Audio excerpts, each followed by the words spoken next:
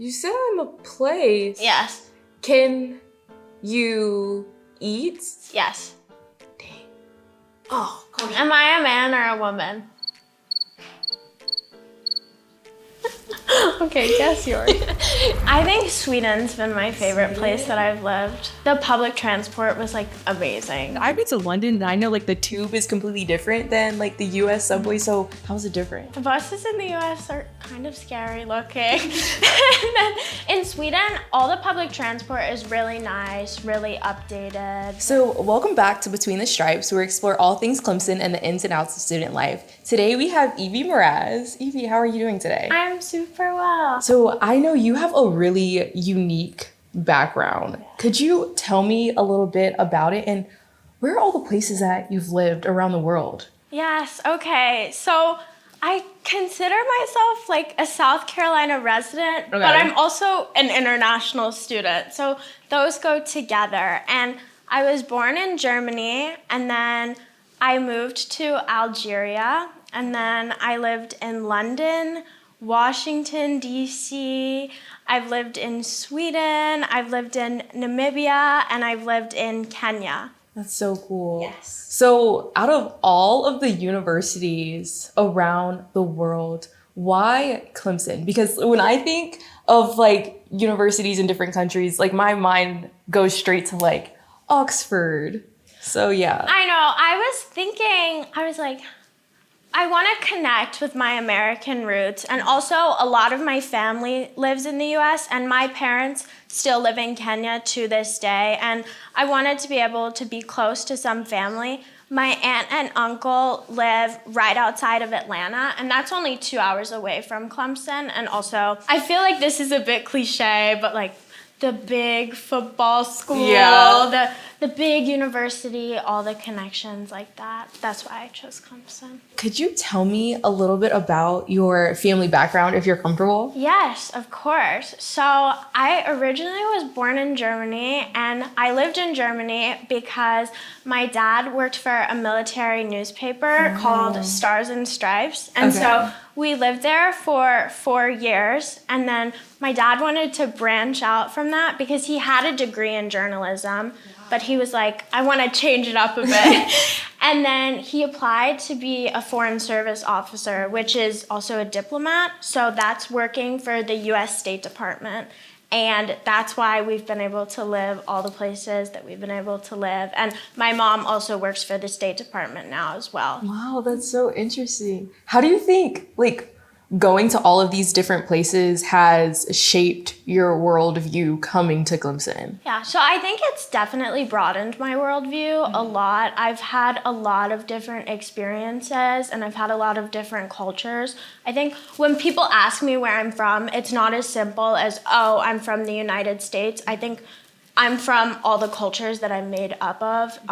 No, I love that. Yes. So I know when I like go to different like countries, everyone like has an accent. When you have lived in all of these different like countries and states, have you like found yourself like picking up like different things? Because I know you speak French, right? Yes, I do speak French. I've been speaking French for a long time because French is a language in Algeria. So I was actually in French preschool. So I've been learning French since I was like 4 years old. And I've been carrying that around ever since then. But there's this thing people talk about in international schools, that there's an international school kid accent. Really? I don't think I've ever picked that up, but I did go to a British school in Sweden, and there was like some British slang words that I picked up, and I started to spell like favorite with a U and stuff like that. But then I went to an American school in Kenya, and then it kind of changed back towards my American accent. And also, all my family is American, so I speak predominantly with an American accent. Where have you lived that you think has like shaped most of like your identity and who you are as a person? I think definitely Africa. I've lived most of my life in Africa. So I've lived in Algeria, Namibia, and Kenya. How do you think that's different from like Clemson University and like schools over in Africa? Because that's so cool. Like you don't hear too many people, especially in like Clemson, living in so many different places. Yeah, I think it's a lot different. I mean, the universities in Kenya, they follow a very different curriculum. They follow like the IB curriculum, and they also start school a lot later. So people start university at like 20, where in the US, people start at like 18. That's like what's normal. Tell me a little bit about how, like, coming back to America, obviously you did for Clemson University, and how that has been different from the different countries that you have lived in. Because I had studied abroad in London this past summer within the university, and I did not realize how different it is. Like, I had a huge culture shock. So how is that for you, like, moving to so many different places, like, so, like, recently? The culture shock to me, like, living in Nairobi versus coming to Clemson, I was, like, stunned.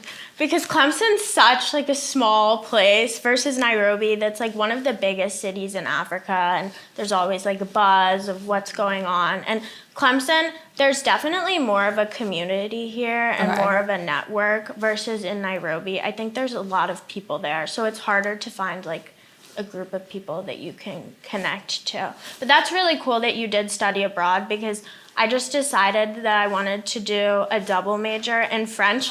And one of my things that I like have to do is a study abroad. Oh my gosh, that's so cool. Yeah, and they were like saying that I could do it in Senegal, which is like really cool, because I think like community service is really cool. And they were saying like half of the semester I could do like studying, and then the other half was like community service.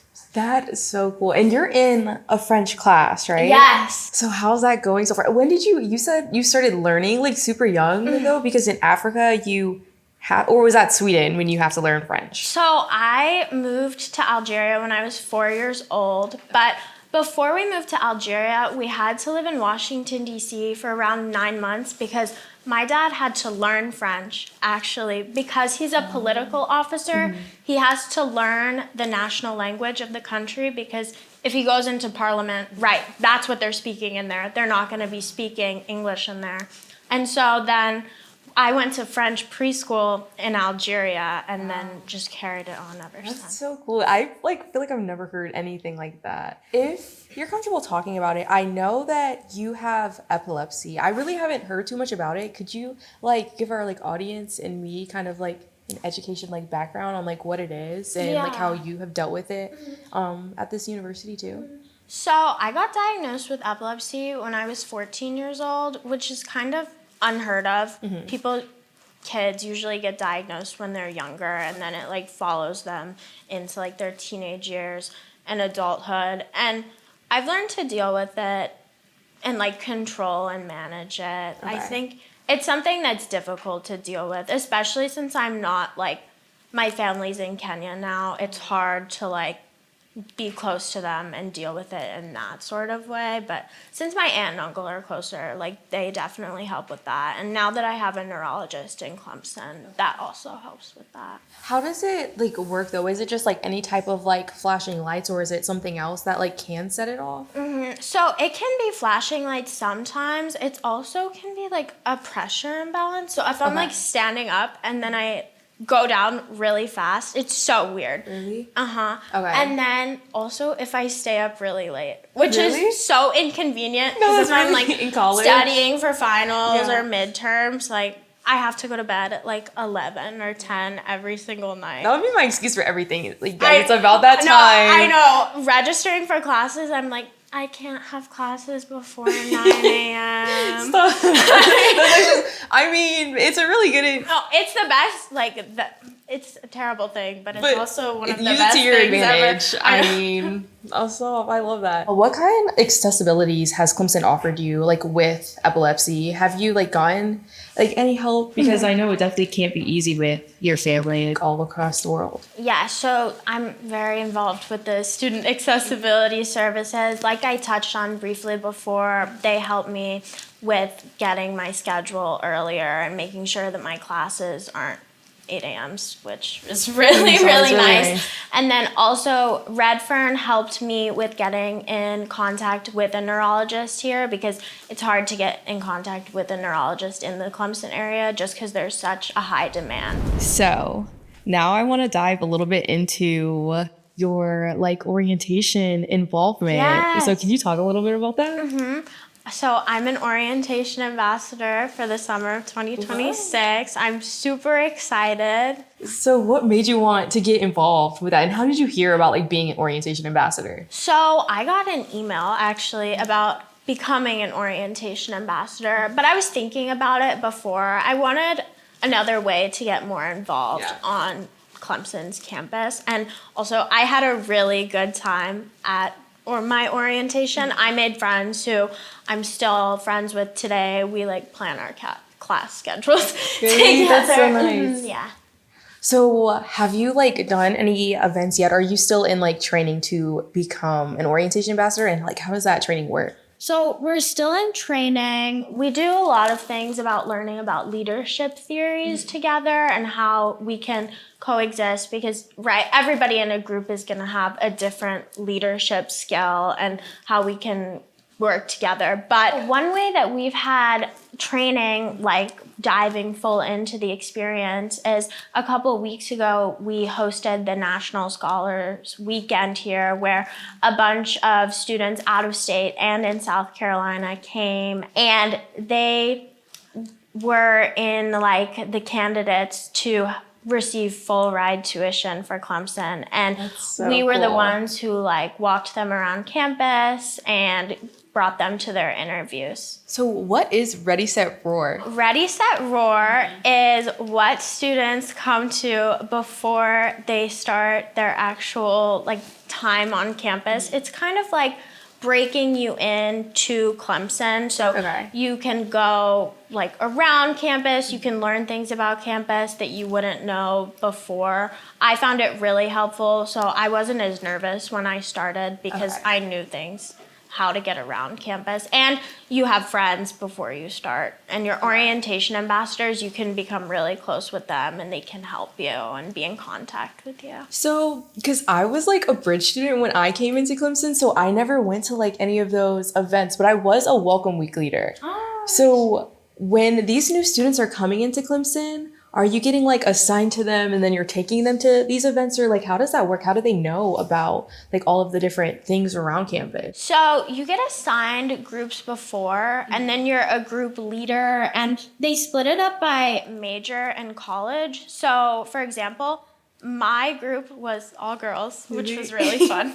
And we were all criminal justice majors. So did they do that on purpose, or did that just happen? happen? They did it on purpose. So they planned groups that way. And I'm in the College of Behavioral, Social, and Health Sciences. So I got to meet a bunch of people in my college too. And they break it up by college. So people in the College of Education come at one time. People in other different colleges all come at separate times. I love that, because then you can just like ask questions to someone in that exact same major. It's super great. That's so convenient. How was your experience when you were like first coming into Clemson and you weren't an orientation ambassador yet, but you like had one yourself? I had a really great orientation ambassador, Lanier, and she's actually like the head orientation ambassador this time around for the 2026 thing.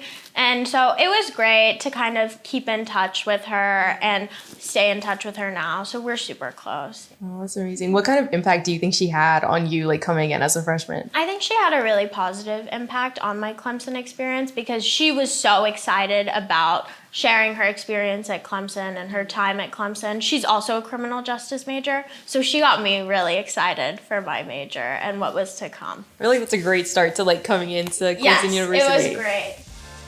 So, Evie, I think it's about time for a game. Are you ready? Yes, great. So much fun. So, today we're playing a special version of Guess Who, Clemson Edition. We will be given a photo of some sort of Clemson person, object, or place around campus. The catch is we won't know what's on our photo. To figure it out, we'll take turns asking yes or no questions to get clues. Based on our answers we will get, and we'll keep narrowing it down until we think we know who or what we have on our photo. Evie, are you ready? Yes. In round one, Mariah will be trying to guess the Cooper Library Starbucks, and Evie will be trying to guess the Tiger mascot in 3, 2, 1. Okay, that's not bad. Okay. You ask first. Okay, am I a person? No. Dang. Am I a person? Yeah. Are you kidding me?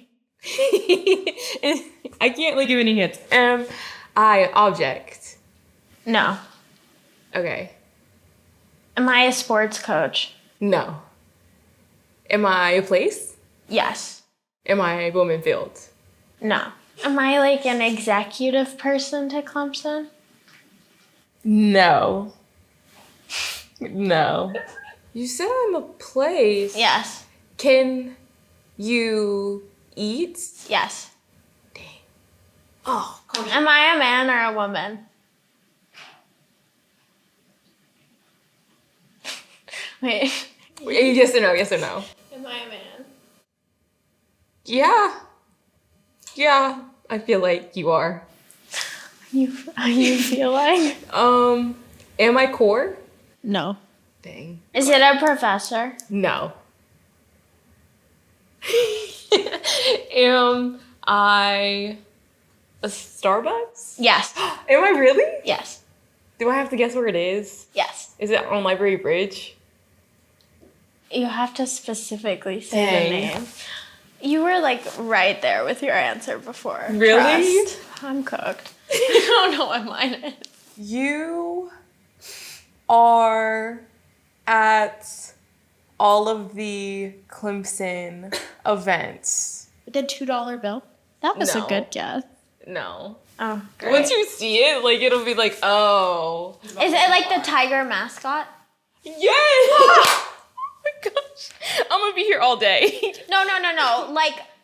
You were there before with your answer, So it's Library Bridge. It's Starbucks. Yeah. What's the name of the Starbucks? What do you mean, what's the name of the Starbucks? What's the name of the library?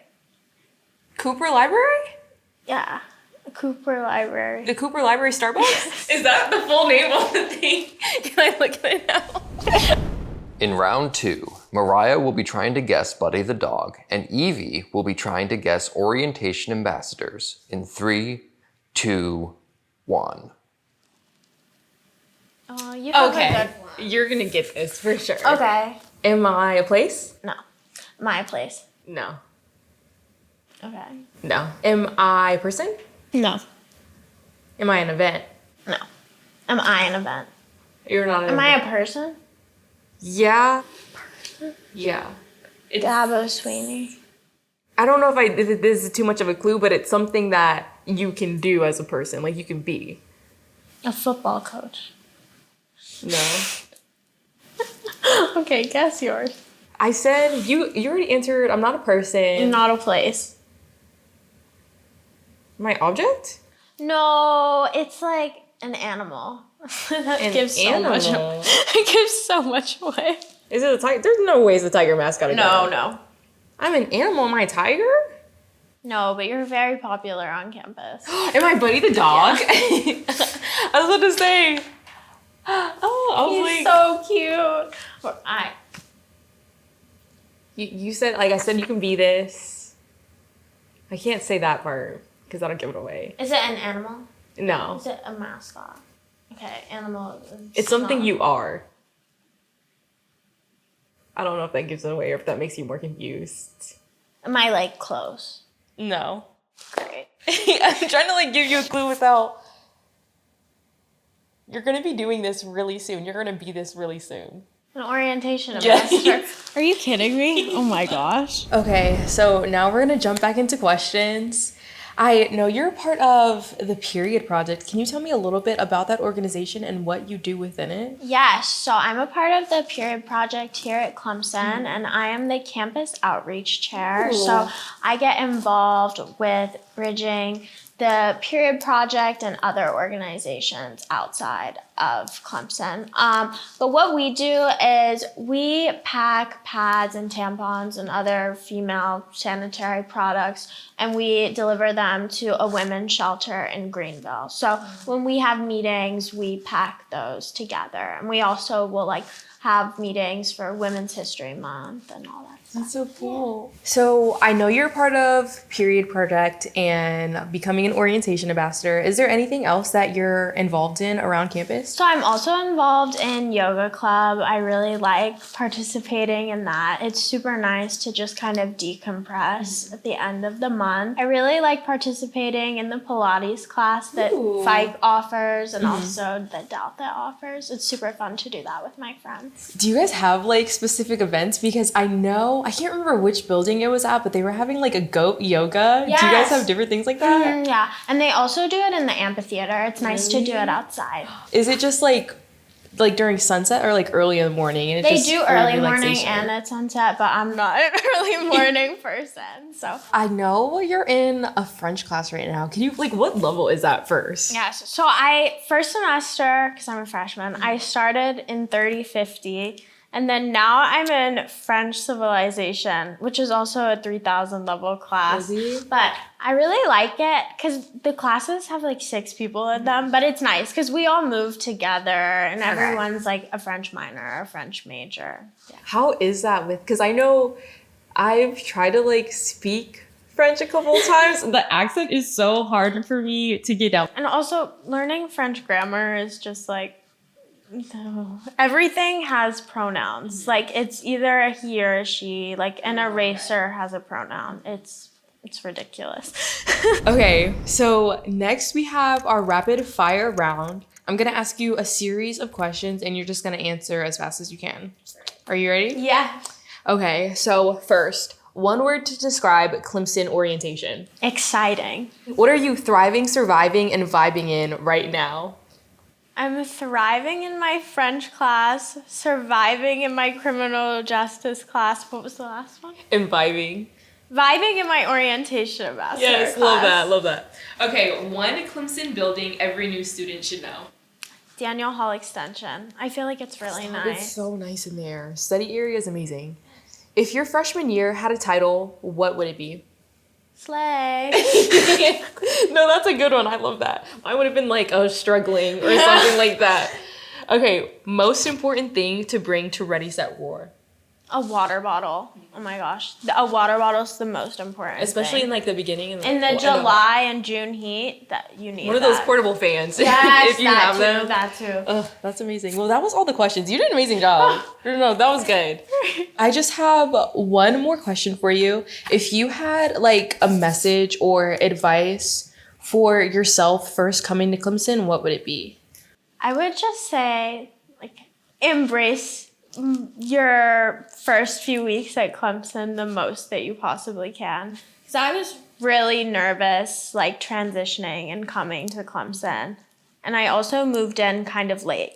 Everyone should move in on the first day that you can move in to meet people, go to all the events. That's what I would do. Thank you so much for sharing that advice. Of course. So thank you so much for tuning in to Between the Stripes podcast. And you can go subscribe at Clemson Student Life and comment down below who you want to see next. Go Tigers!